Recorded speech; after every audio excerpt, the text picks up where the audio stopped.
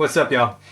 I had a couple people request that I do kind of a deeper dive on the James Tyler series, Classics Black Classic Series 3 is what this is. Now, the difference between the Classic 1 and 2, the Classic 1 doesn't have the preamp, doesn't have the parallel series switching either. The Series 2, I believe, has the preamp, but not the parallel switching, and then Series 3 has the preamp and the switching. So what purpose of this demo is going to be kind of to go through all the different kind of tones that you can get with this guitar, which is really the craziest thing and the most impressive thing about these instruments with all this, with the parallel series switching, or the just the sheer amount of tones that you can dial in between using the mid boost and the parallel series switching is pretty incredible.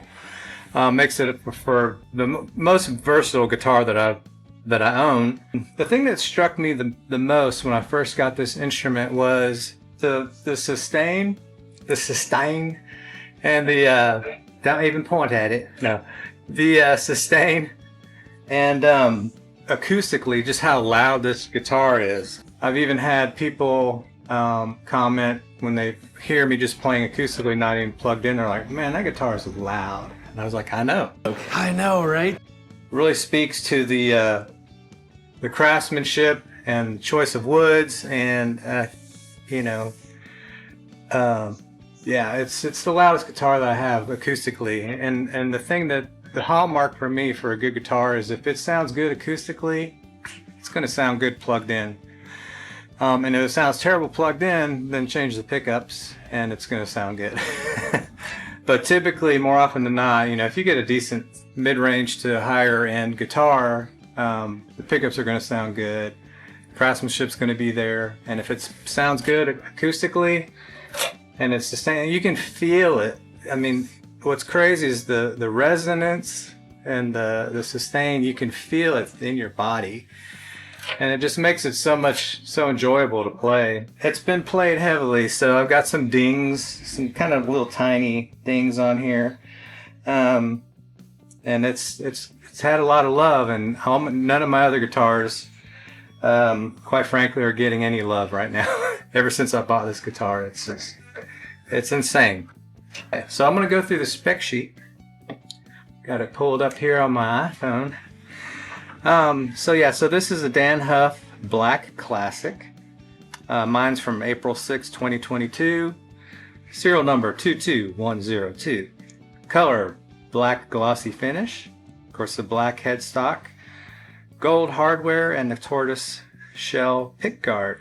Now the pickups are what make this also really special to me.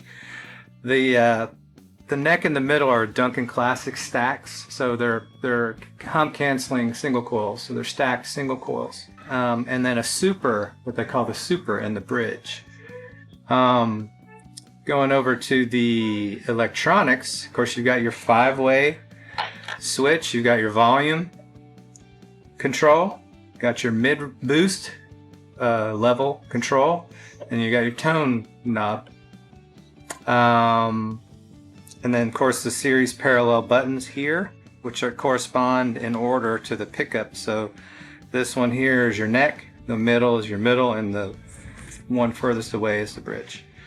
And then this solo button over here by itself is the preamp, and it allows you to turn the preamp on and off. So the neck is awesome. The neck is pretty beefy. It's not. So I have a John Petrucci Music Man. That's a thin neck. This is not that. It's actually a little beefier than my Strat, which is actually somewhat of a thin neck for a Strat, in my opinion. But the wood used is quarter-sawn. It's a quarter-sawn maple neck, and if you look at the back of the neck, which I don't know if you'll be able to tell or see it, but it has the hallmark. It almost looks like a pixelated pattern in the maple. That's kind of how you can identify a quarter-sawn maple neck. Of course, Indian rosewood fingerboard. The neck shape is what they call the standard 59, so it's a beefy neck. At the first fret, it measures 21.5 millimeters. At the 12th fret, it's 24.8 millimeters. So the fret size is what I would call, I guess, consider medium jumbo. They're tall and narrow, right? I could be completely wrong, but when I was speccing another neck for a guitar that I'm building, the closest spec to these was what they call the medium jumbo. It's like a tall, narrow fret. And then, of course, you can see the dimensions on the screen there. The neck, this is a 10 to 12 radius. So 12 being, if you're familiar with Les Pauls, 12-inch radius would be flat like that, and whereas a 10 is kind of, I guess, closest to like what vintage Strat would be, like a 9.5. So you get that classic Strat feel here, and then it flattens out up here towards the higher frets, which really aids in getting that action low and string bending, so notes don't choke out. The nut width is 1 5/8 inches, moving down to the body. So the wood of the body is alder, which my Strat also is. So the reason why I keep bringing up my Strat is that's sonically, like acoustically, it shares a lot of the same characteristics as this Tyler. It's loud, it's resonant, it has a quarter sawn maple neck. Also, it's got an alder body. So yeah, kind of solid alder. Obviously no top and no binding. So the tuners, which are really great, so they're hip shot tuners, and they're staggered. What that means is it eliminates the need for a string tree. So the low E tuner is up higher, and they gradually kind of get lower and lower to kind of draw the break angle at the nut down to eliminate the need for a string tree. The bridge is called a G2TS. It's a James Tyler bridge. It's got James Tyler in the saddles. It's kind of like what they call the bent steel saddles, kind of like a vintage style. And it came loaded with 10s, set up with 10s, which is what I play, so that was perfect. But yeah, a lot of people hate this headstock. But when you play it and you have it in your hand, it doesn't look weird. What I have noticed about James Tyler guitars is some of them have this smaller James Tyler text. Some of them have 4 rows of that, which to me makes it look a little wonkier than this one. To me, this just kind of looks like a Telecaster shape in a way, and it doesn't bother me. I love it. I love everything about this guitar. This is a screw-in trem.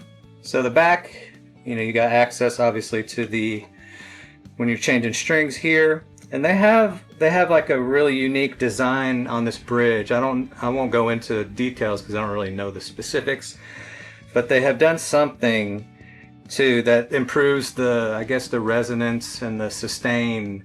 The way that these load into the back is not like a traditional Strat. And then of course here's your battery compartment. It's got a pretty cool, nice little bevel here for it's real comfortable when you get up to the higher registers there. Of course your typical Strat, belly cut as they call it. But yeah, so that's kind of the specs of this guitar real quick. And so now I'll go through the different pickup positions. So everything in the down position is basically what you could consider that like off in a sense. So with the pickups in the down position, that's your standard, like if you picked up any guitar off the rack, your pickups are naturally wired in series from a humbucker perspective. So everything down is in series, and if you push them and they're in the up position, then that switches them to parallel. And also with the mid boost, with it pushed up, that engages the mid boost, and then you can control the level with this knob right here. So we'll start with the we'll start with the bridge in series, which is your standard humbucker.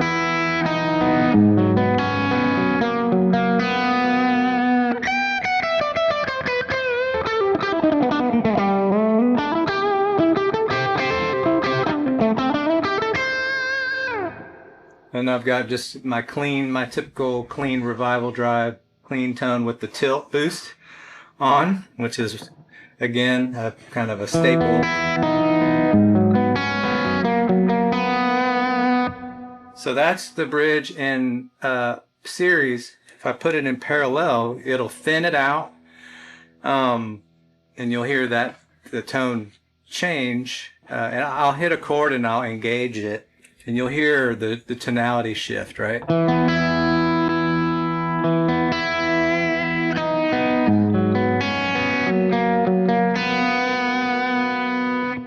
Put it back in series. Parallel.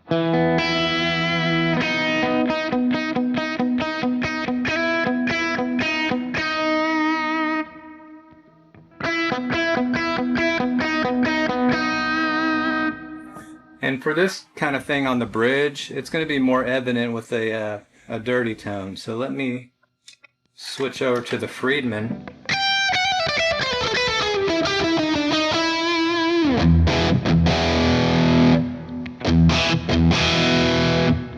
You can really hear it then. So series, parallel,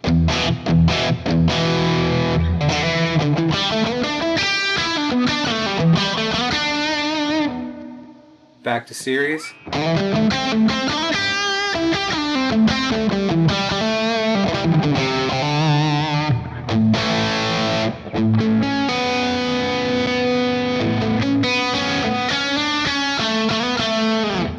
see how it has a kind of a brighter tone to it. It kind of, I don't know if it's like a mid-scoop kind of tone, but the output is a little bit lower and it just kind of thins it out a little bit. So it's kind of nice.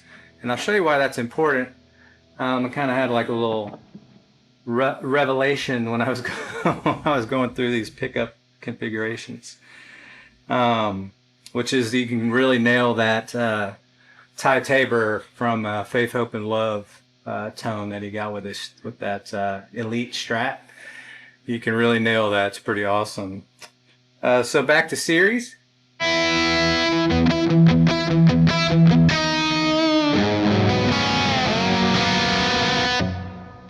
Parallel.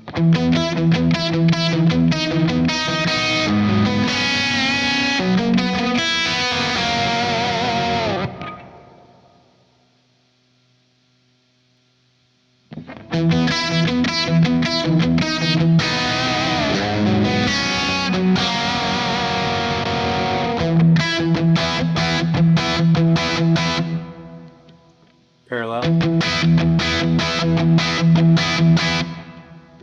Series. So you can really hear that more so with the dirty tone. So going into position 2, bridge and middle in series, again like a standard HSS would be without any parallel series switching.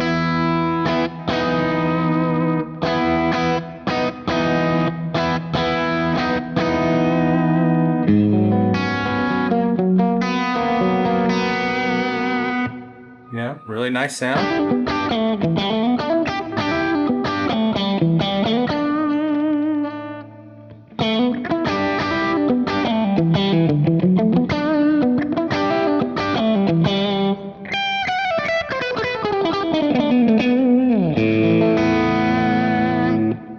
So if I switch the middle position into into parallel, this is where you get that 80s clean tone, basically.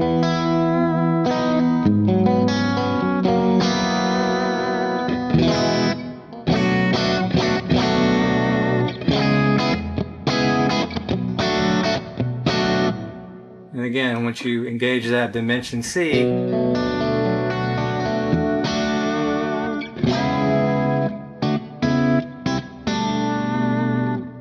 now if I put that middle position back in series, you lose that sparkle, you lose that 80s thing. Still a good sound, but you just don't get the and I'll play, and then I'll switch it, engage the middle position into parallel.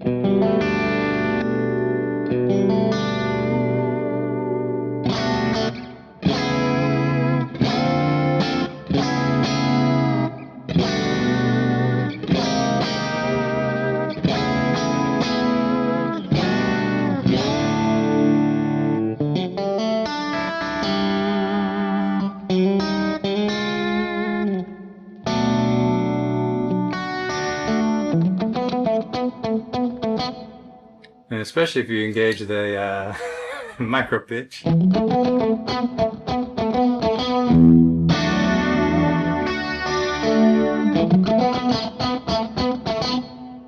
If I go back to both pickups, bridge and the middle in series, it's darker, it's kind of fatter, but you lose that scoop, that 80s scoop.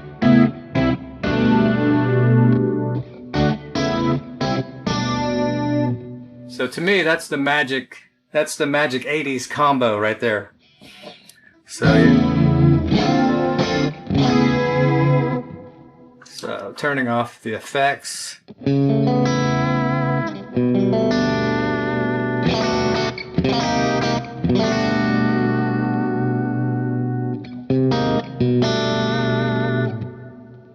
Back in both in series. See how it's just flat? It loses all that 80s character when you do that. So going to the middle position in series. And you know, most people don't just use this middle pickup. It's kind of like no man's land for most people that have a Strat. Because there's just so many other great options, right? So switching it into parallel, it kind of gives it that little bit of a telly kind of thing, you know.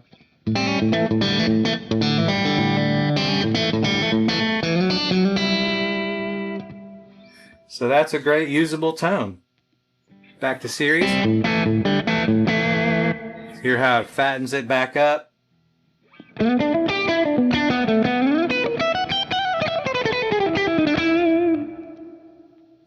Back to parallel.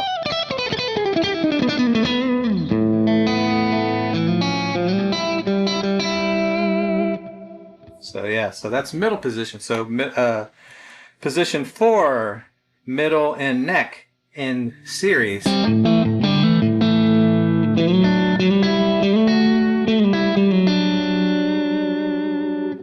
And normally that's kind of like one of my favorite positions on a Strat, but with the stacked single coils, it's a little fatter, you know.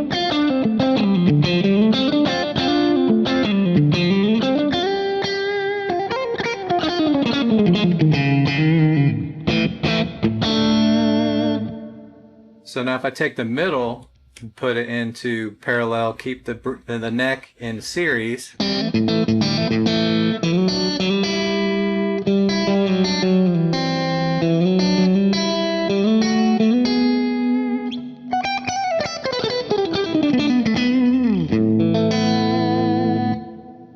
And then if I take I'll put it back in series, you'll hear the difference.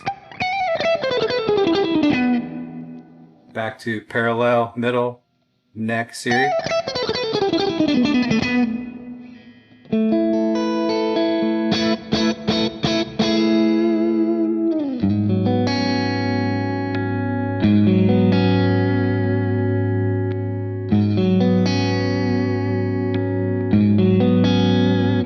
Hopefully you can hear the difference there. I'll keep the middle in series and just put the neck in parallel.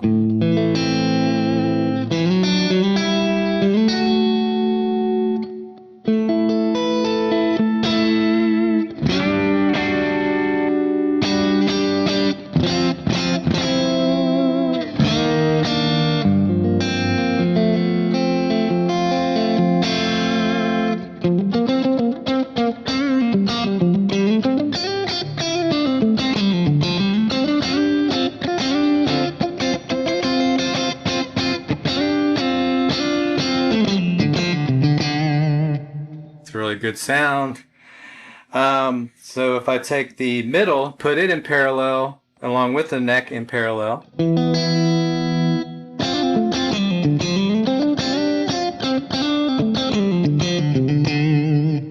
Real similar to the previous tone, but even more hollowed out and kind of a little thinner, more stratty, in my opinion.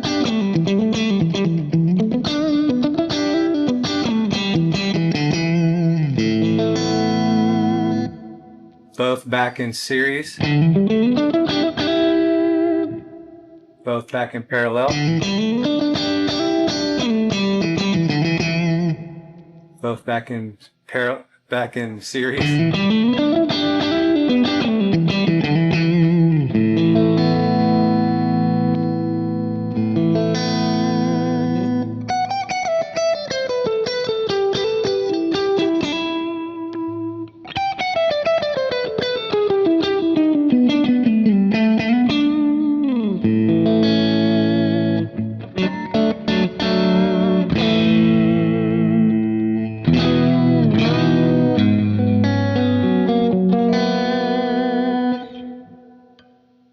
Position 5, neck, just in series.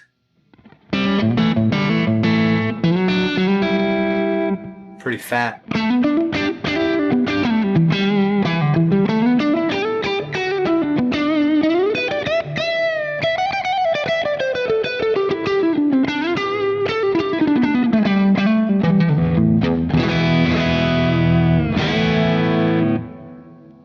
Parallel.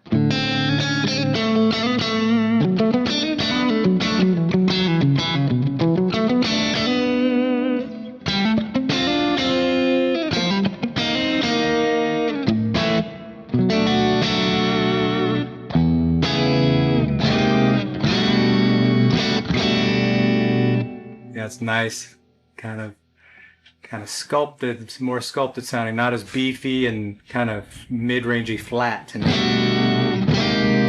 little lower output, right? So back to series, back to parallel,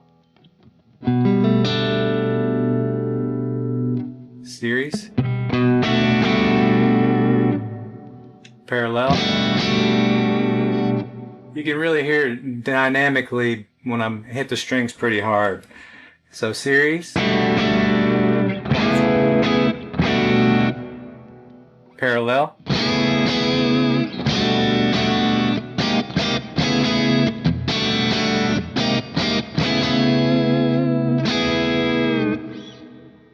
so yeah, so those are all the pickup positions, essentially. Hopefully that kind of gives you a good idea of how the sound changes between series and parallel. And be honest, I don't know why everybody wouldn't want that option, or those options, I should say, because they sound great.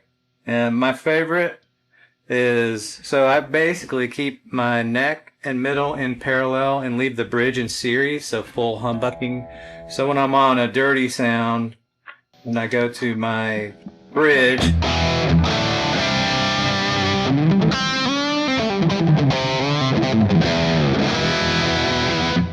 you know, I'm getting that beefy tone, right? Then when I go to my neck,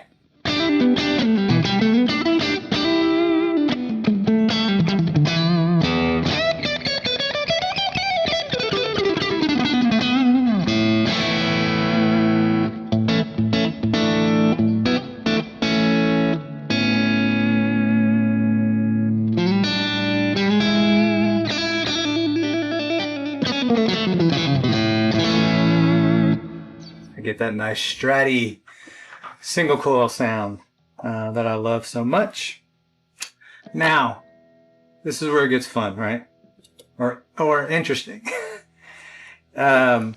Engaging the preamp. I'm going to keep it in my favorite neck position. So that is with the preamp completely out of the circuit, right? Or out of the signal path, right?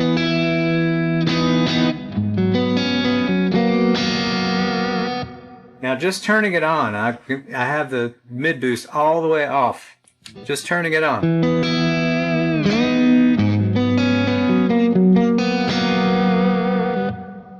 Turn it off.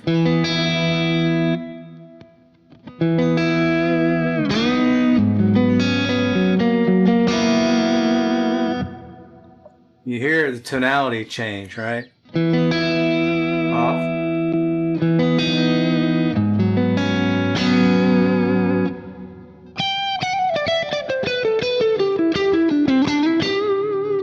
So that's with it on, right?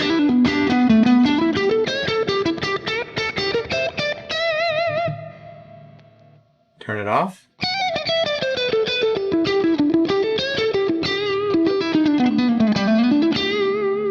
See how it kind of fattens it up just by engaging it, and with the volume, the boost volume all the way off, it beefs it up.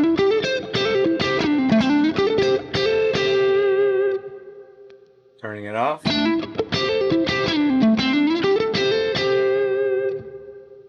Now I'm going to turn it on, and I'm going to go through kind of like a incremental range of the tone, right? The same riff.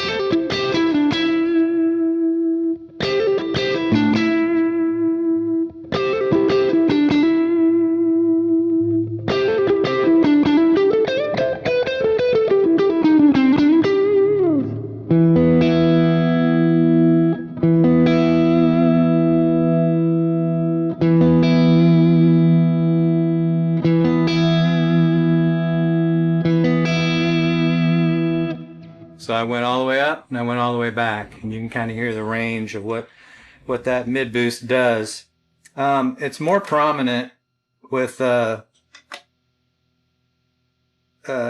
distorted tones, which I'll demonstrate when I get over to the bridge, demonstrating that. So let me go back to the bridge.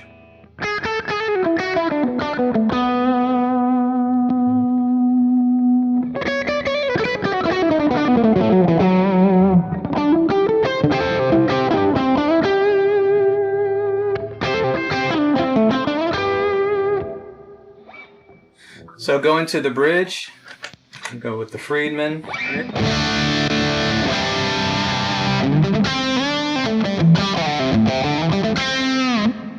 So that's with it off, engaging it with a level all the way to 0.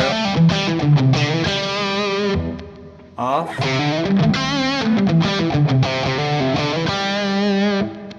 On.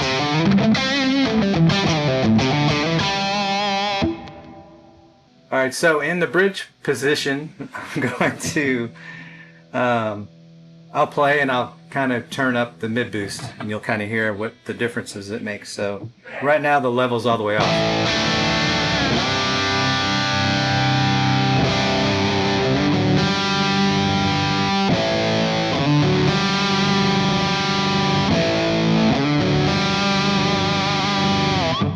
So for lower stuff, it starts to get a little muddy, right? But for like single note lead stuff, so it's the boost is on, the pickup is in series, so full humbucking, level of the mid boost is off, and I'll gradually turn it up.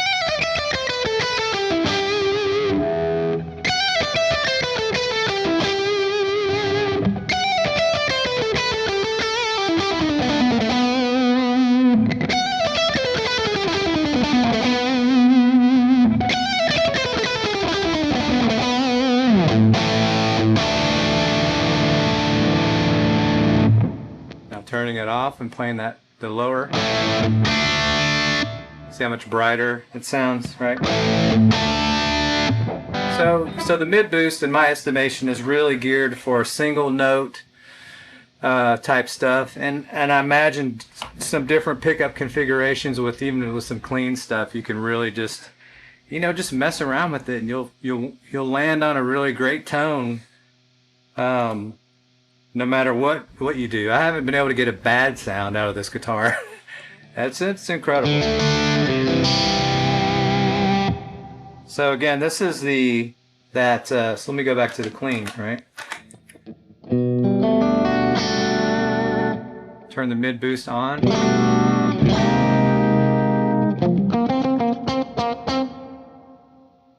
turn up the mid boost.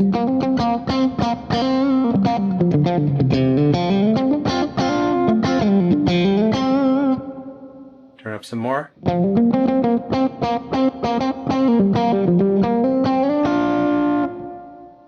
All the way.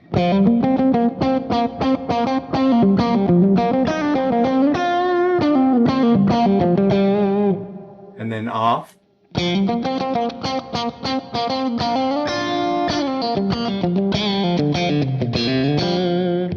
So you really hear, once you go all the way up and kind of your ears adjust, then cutting it off, you really hear the drastic difference between when it's completely on and off. I think hopefully that goes through kind of, you know, in enough detail to kind of give you an idea of what to expect and when you buy one of these, which you will, because they're amazing.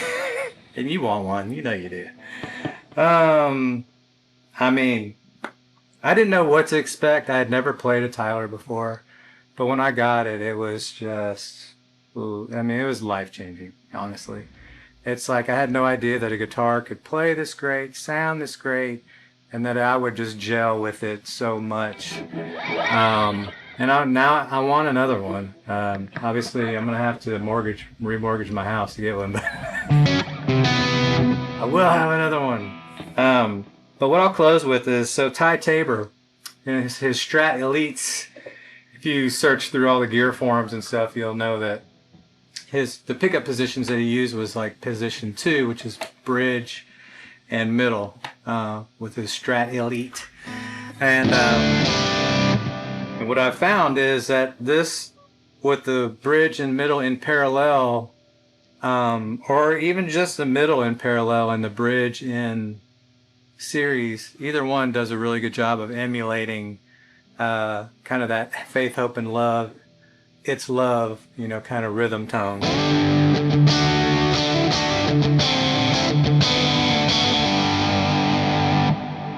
And he's famous for using MIDI Verb 2, I think it was, and I think it was preset like 62, which is called like medium chorus. So I've got plenty of choruses here to choose from. And then over here from my other demo, right? But those are kind of extreme. So on the new wave, it's got like a 70s chorus, which will give me kind of like a medium chorus. And this is kind of how it sounds, right?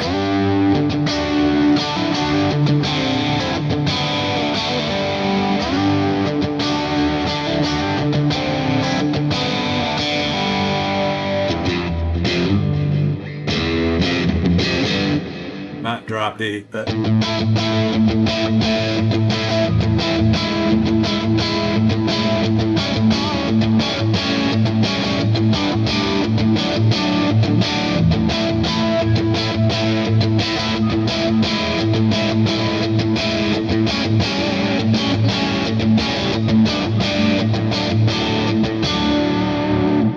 it has that jangly thing that Ty Tabor has.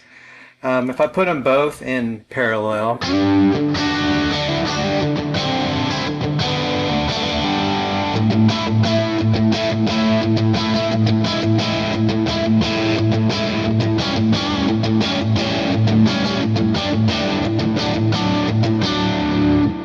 pretty close there too. Now if I put them both back in series,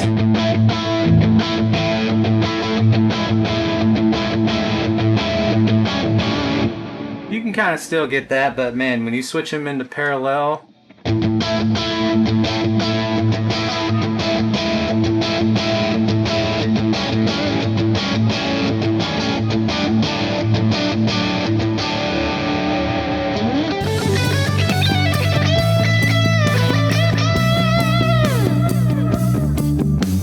this guitar is awesome. Go buy one. Thanks for checking it out. See you guys later. Peace out.